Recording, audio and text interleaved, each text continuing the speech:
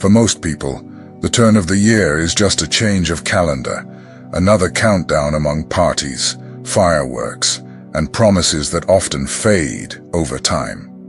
But for some, this date carries a greater weight, almost invisible to ordinary eyes, a kind of internal warning, a transition that does not reveal itself with noise, but with silence. These are the called ones. Those who, even without knowing how to explain it, feel that 2026 will not be just another year, but the mark of an inner departure. Not an escape, but a crossing of the soul, which bids farewell to old patterns, ancient fears, places, and people who have already fulfilled their role in the previous cycle. Maybe you are among them. Maybe you are feeling a tightness with no apparent reason, a tiredness that sleep does not heal, a sense that there is no possible return to what once made sense. This is not a coincidence. It is a sign. Those who are being prepared for something greater do not go through light processes. They face internal ruptures, necessary isolations, solitary new beginnings. And no, this does not mean failure. It means the time has come. You are not alone in this transition. It may seem so. It may seem like no one around you understands what is happening to you, that your sensitivity has increased, that your patience has decreased, that your soul is asking for silence while the world outside screams for more performance, more presence, more noise. But you are not alone. Others are also feeling this change. They are also letting go of control, also trading certainties for deeper convictions. They are also hearing the same call. It is time to depart, even without leaving the place. 2026 will be the year of those who dared to obey, not with fear, but with faith, not in haste, but with clarity. The crossing has already begun, and it does not depend on the calendar, but on the decision. The invisible portal and the courage to let go. Have you ever felt that something ended inside you, even though it's still functioning on the outside? Have you noticed that certain conversations no longer make sense, that some places feel smaller, that some relationships sound forced? This happens because when the spirit matures, it stops accepting what is out of sync with its truth. The change the chosen ones are now experiencing is not external. It begins from within, like a silent push. A divine invitation that does not come with words, but with perceptions. A certainty that arises without explanation. It is no longer possible to continue in the same way. This is the experience of the portal. Many expect this portal to be something spectacular, grand, visible. But it does not appear in the sky. It does not shine before your eyes. It manifests within the heart, at the exact moment you realize that you can no longer sustain what has already broken inside. The calling demands silent decisions. Few will understand when you start to distance yourself from certain situations, when you stop trying to fix what keeps breaking, when you stop insisting on bonds that drain you. They will call you cold, distant, different. But you know it's not that. You still have a sensitive heart. The difference is that now it is more steady. Because spiritual maturity does not mean hardening. It means knowing what you need to protect. And in this new time, your peace must be protected as a priority. Those who are being called to the new land feel this in the body, in the emotions, in the soul. It's as if everything is asking for truth, for simplicity, for coherence. You feel there's no way back. This is one of the strongest marks of the crossing. The feeling that even if you wanted to, you could not return to what was before. Because something inside you has already crossed, has already changed, has already disconnected. It wasn't forced, it was revealed. And that revelation is what separates those who are ready from those who still resist. Not out of superiority, but out of obedience. because the calling is not for everyone. It's for those who accepted to change within before everything changed on the outside. The new land is forming, and the first to step on it will not be those who shout the loudest, but those who can hear in silence. Those who have decided, deep within, to live according to what they believe. This is the journey of the chosen. The crossing begins within. When faith becomes the path. When we speak of spiritual transition, many imagine something extraordinary happening around them. Visible changes, signs in the skies, thunderous revelations. But for the chosen ones, none of this presents itself that way. The deepest transformation happens in silence, and it is precisely this silence that confirms the change is real. The crossing to the new land is not a journey with a passport, a map, or a visible destination. It is an inner realignment, a shift from the inside out. And it begins the moment the chosen one realizes they can no longer live divided between what they feel in the spirit and what they practice in their daily life. This division is painful.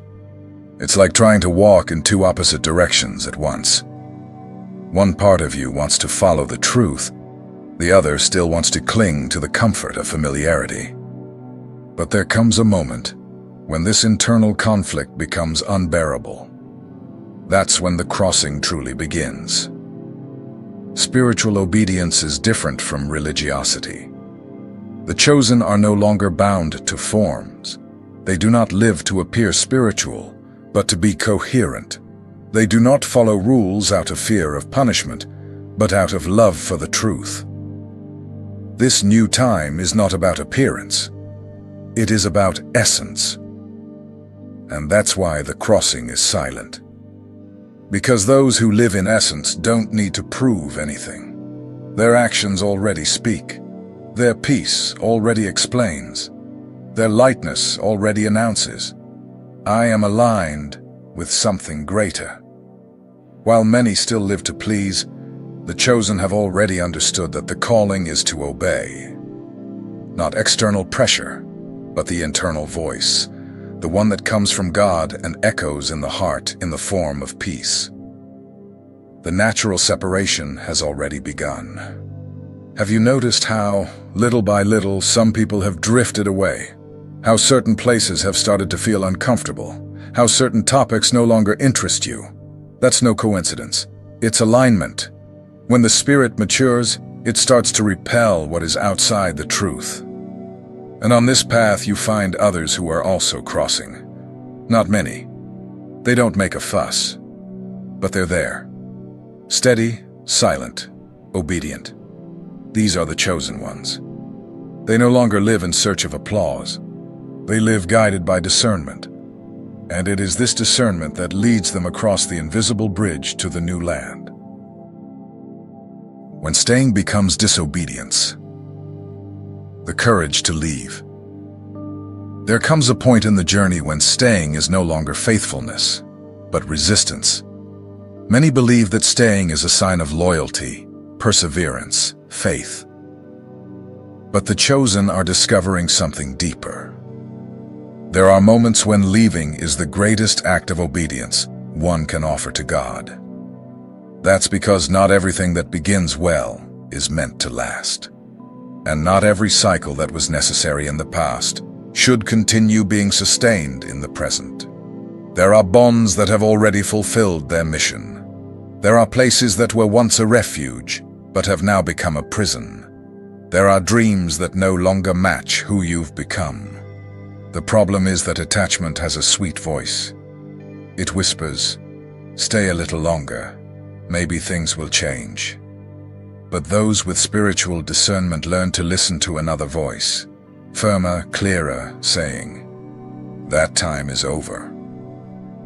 Not everything that brings comfort is aligned with purpose. Often, what is familiar becomes a kind of emotional refuge. Even if it hurts, even if it weakens you, it still feels safer than the unknown. But God's calling is not to remain in the known. It's to trust the invisible. And trusting requires movement. The chosen are being guided to let go of what can no longer be carried. This includes not only places and people, but also old versions of themselves. Behaviors that were useful for survival, but now block growth. Have you felt this? As if certain habits, certain attitudes, even certain thoughts are preventing your expansion. That's right. The new land doesn't begin when you arrive at a new place. It begins when you leave behind what no longer aligns with your essence. Have you noticed how certain things suddenly became heavy? Relationships that once flowed now require effort to continue. Environments that once felt welcoming have become oppressive. Dreams that once excited you now feel empty. This change is not external. It is the reflection of something that moved within you. That's why trying to force it won't work. When the spirit matures, it rejects what's out of tune. And the more you try to go back, the more discomfort you feel, because the portal closes for those who insist on carrying everything, including what should have been left behind. Few will understand. They'll say you've changed too much, that you've become cold, that you're full of yourself. But the chosen one knows. The silence of someone who leaves in peace speaks louder than 1,000 explanations, because those who obey don't need to explain themselves, they just need to walk. And as they walk, they begin to realize that what seemed like loneliness was actually space for the new. Space for truer connections, for healthier environments, for a life more coherent with what you carry inside. That is the price of the crossing. And also its reward. Something has already changed in you. The crossing happens. First, in the spirit. There comes a point in the journey when the chosen one realizes something that isn't easily explained. They have already crossed over, even without leaving their place. Everything looks the same on the outside, but inside, a silent transformation has already taken place. The way of seeing, feeling, relating has changed, and there is no going back. It's like waking up one day and realizing that the clothes you've always worn no longer fit, that the shoes are too tight, that the tone of conversation you once tolerated now feels uncomfortable. You're still in the same environment, but you no longer belong to it. This feeling is one of the clearest signs that the portal to the new land has already been accessed spiritually.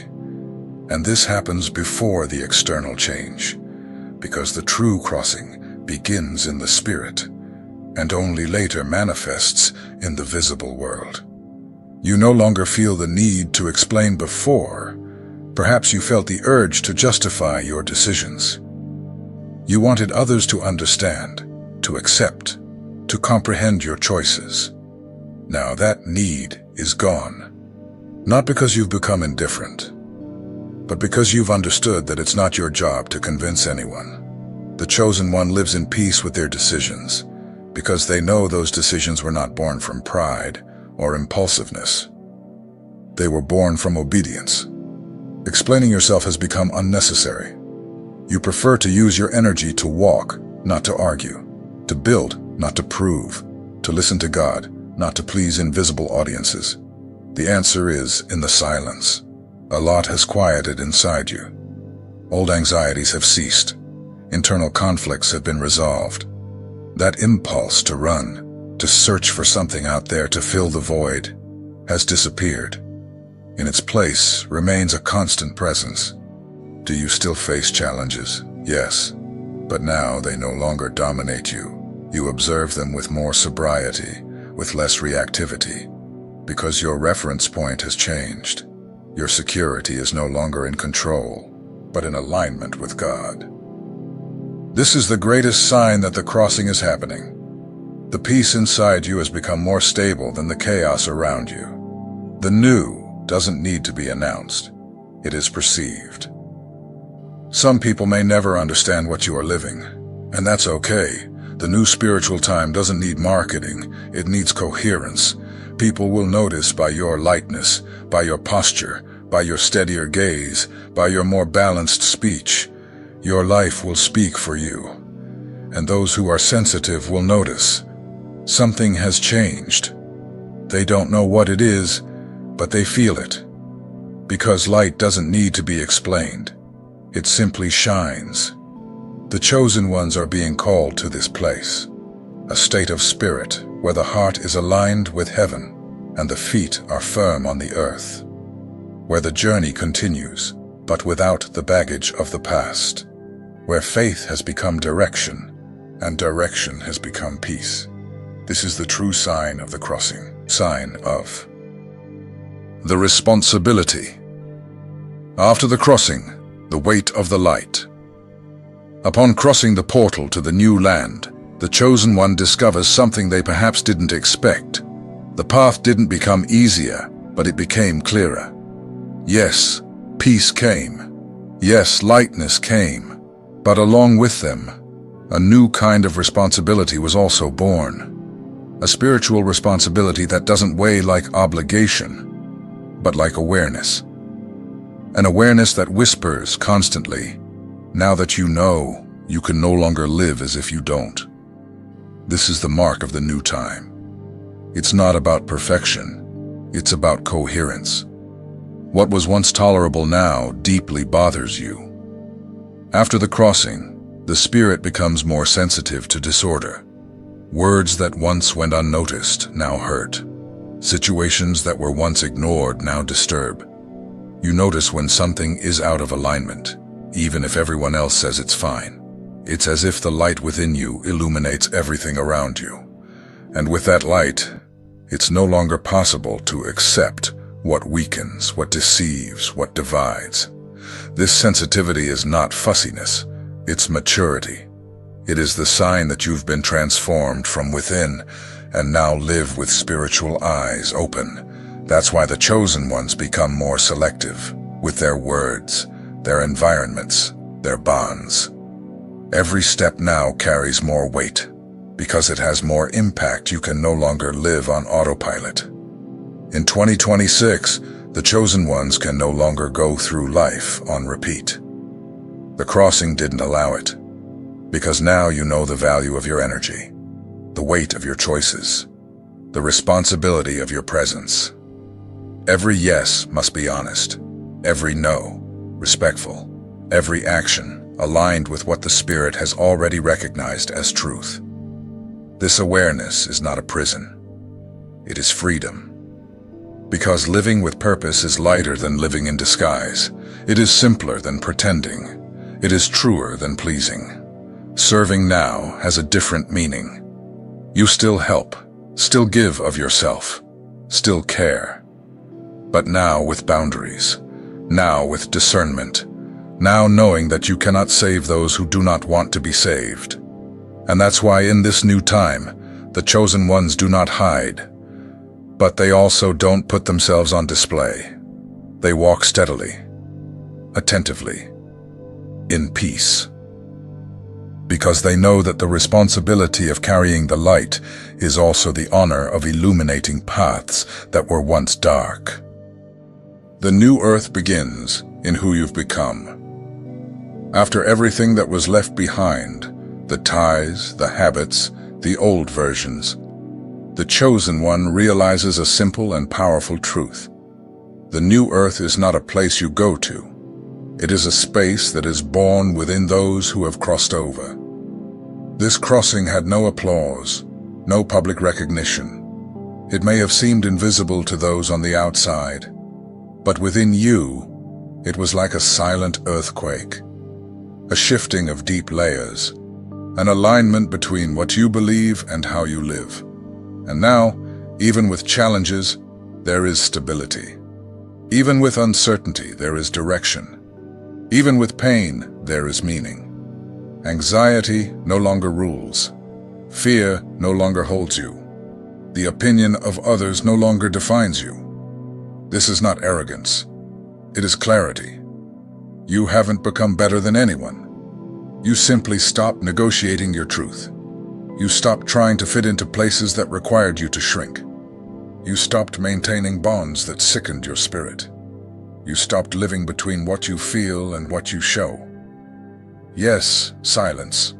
Because after the crossing, you speak less, explain less, justify less. You learn that some truths don't need to be defended, only lived. You've understood that your faith is not a speech. It is a posture. It's the way you respond to the day, how you treat people, how you honor your boundaries, how you say no with peace and yes with awareness. This spirituality no longer feeds on stimulation. It is rooted. It doesn't depend on events to stay alive. It grows in the simple, in the secret, in the deep. And it's in that space that you recognize the crossing was worth it.